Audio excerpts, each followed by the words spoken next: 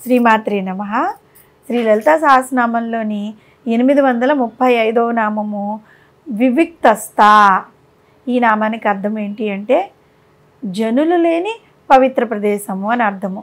జగన్మాత చతుర్దశ భువనములను అంటే 14 లోకాలను సృష్టించింది కదా. ఆ లోకాలన్నీ కూడా దేవతలు, రాక్షసులు, మానవులు, యక్ష, కిన్నర, గంధర్వులు ఇంకా అనేక జాతుల వారితో నిండి ఉంటాయి. కానీ ఆ జీవులకు పరమాత్మకు ఎటువంటి సంబంధం లేదు. ఆయా లోకాలన్నీ కూడా తమ తమ కర్మ ఫలితములను అనుసరించే జీవులతో నిండి ఉంటాయి. పరబ్రహ్మ స్వరూపమైన జగన్మాత ఉండే పదము పరంధామము లేదంటే పరమపదము. అక్కడ ఏ కర్మాచరణాలు ఉండవన్నమాట. ఆ ధామము స్వయం ప్రకాశము. అక్కడికి ఎవరు ప్రవేశించలేరు. సూర్యచంద్రులు, అగ్ని ఆ ధామమును ప్రకాశింప చేయలేరు. అదియే ముక్తిధామము. అటువంటి పరమ పవిత్రమైన పరంధామంలో కొలువై ఉండి భక్తులను కరుణిస్తూ ఉంటుంది జగన్మాత. వివిక్తం అనగా జనులు లేని పవిత్ర ప్రదేశము అని అర్థం. హరిత్రస్కృతి ఏం చెప్పిందంటే ఎచట లోకులు కనిపించరో ఆ దేశమంతయు పవిత్రము అని వివరించింది. అమరకోశంలో అయితే వివిక్తమున పవిత్రము, జనులు లేనిది అని వివరించింది. జనులతో కూడినను పవిత్రము, జనులు లేకున్నను పవిత్రము. ఈ రెండు కూడా వివిక్తములే. అట్టి స్థలమునందు ఉండున్నది సాక్షాత్తు ఆ జగన్మాత. పవిత్రమైన స్థలముల యందు, జనులు లేని స్థలముల యందు ధ్యానం చేయడానికి మేలు కదా. అపవిత్రము జనసహితము అయిన స్థలములందు ధ్యానంలో ఎప్పుడు నిలకడ కుదరదు. కాబట్టి మనం ఏమర్థం చేసుకోవాలి? ఆత్మానాత్మ వివేకశీలుల యందు ఉండునది అని మనం అర్థం చేసుకోవాలి.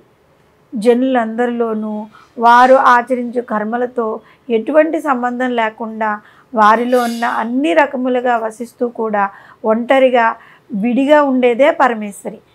నేను అంటే ఈ శరీరం కాదని, నేను అంటే లోపల ఉండే జ్యోతి స్వరూపమై ఎవరూ చేరని దహరాకాశంలో స్థితమై ఉన్న పరదేవత స్వరూపమని మనం గ్రహించి ఆ జ్యోతి స్వరూపమును వెతుకుతూ వెడితే మనసులో వెలుగుతూ ఉన్నది ఎవరో తెలుసుకోవడానికి చేసే సాధనలో భాగంగా స్వయం ప్రకాశకురాలై ఒంటరిగా ప్రకాశిస్తూ దర్శనమిస్తుంది సాక్షాత్తు ఆ జగన్మాత. ఆ రూపమే వివిక్తస్థ. జగన్మాత ఎవరితో సంబంధం లేకుండా విడిగా ఉండే తత్వం చేత వివిక్తస్థ అని వ్యవహరింపబడుతుంది. పంచభూతాలు సృష్టించి వాటి మధ్యన ఉంటున్నప్పటికీ వాటితో ఆ తల్లికి ఎటువంటి సంబంధం ఉండదు. అదేవిధంగా దృశ్యమానమైన ఈ ప్రపంచంలోని అనేక ఆకారములు కలిగిన అనేక రకములైన జీవులందరి మధ్య అణువులోనూ నిండి ఉన్నప్పటికీ కూడా వాటితో ఎటువంటి సంబంధం లేక తామరాకుపైన నీటి బొట్టు వలె ఉంటుంది ఆ జగన్మాత. తైత్తిరీయోపనిషత్తు ఆత్మాన ఆకాశ సంభూత అంటే ఆకాశము తన నుండి జన్మించింది. వియత్తు అంటే ఆకాశము, ఆకాశమును ప్రసవించింది. కాబట్టి జగన్మాతను వియత్ప్రసూహు అనే నామంతో పిలిచారు. అవకాశం ఇచ్చేది ఆకాశము.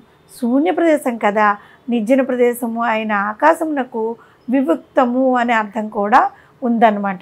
అటువంటి నిర్జనాకాశంలో అదేవిధంగా జీవుల ధారాకాశము లేదంటే హృదయాకాశంలో నివసించే పరబ్రహ్మ స్వరూపిణియే సాక్షాత్తు ఆ జగన్మాత. మనము ఇప్పటిదాకా చెప్పుకున్నదంతా పరిశీలిస్తే వర్తమానోపి పృథాగేవ తిష్టతీతి వివక్త అంటే వృద్ధి చెంది కూడా తాను విడిగా ఉండినది అని అర్థం వస్తుంది. సమస్త భూత సముదాయంలోనూ ఉండి కూడా వాటితో సంబంధం లేక ఉండటం అన్నమాట. అన్ని ఆకారాల్లో ఉన్నా కూడా విభిన్నంగా కానీ ఏకాకారంతో కానీ వెలుగుతూ ఏకమే ద్వాతితీయం బ్రహ్మ అన్నట్లుగా ఏకాంత ప్రదేశంలో ఆత్మనిశ్చయ వెలుగుతూ ఉంటుంది. అవకాశం గల ఆకాశ ప్రదేశం నుండున్నది వివిక్తస్థ అని వసన్యాది వాగ్దేవతల చేత కీర్తింపబడిన జగన్మాత. అన్ని లోకాలను సృష్టించి విశ్వం మొత్తాన్ని సృష్టించి అణువులోనూ ఉన్న ఆ తల్లి వాటికి తనకి ఎటువంటి సంబంధం లేకుండా విడిగా ఉండే ఆ తల్లిని మనము వివిక్తస్థ అనే నామంతో స్మరిస్తూ ఉన్నట్లయితే ఈ జన్మ బంధనాల వల్ల మనం జీవి శరీరంలో ఉన్నప్పటికీ మన శరీరంలోనే సూక్ష్మ రూపంలో మనకి కనిపించకుండా ఉన్న ఆ జగన్మాతని మనం తెలుసుకోగలుగుతాం. అప్పుడే కదా ఈ బంధనాల నుంచి విముక్తి పొంది మోక్ష మార్గానికి అమ్మవారిని చూపించమని వేడుకునేది. ఏదైతే నిత్యము సత్యము శాశ్వతము అయినదో దాన్ని మనం గ్రహించగలగాలి. అది సాక్షాత్తు ఆ వివిక్త స్థాయిన జగన్మాత ద్వారానే మనకి లభ్యమవుతుంది. శ్రీమాత్రే నమః.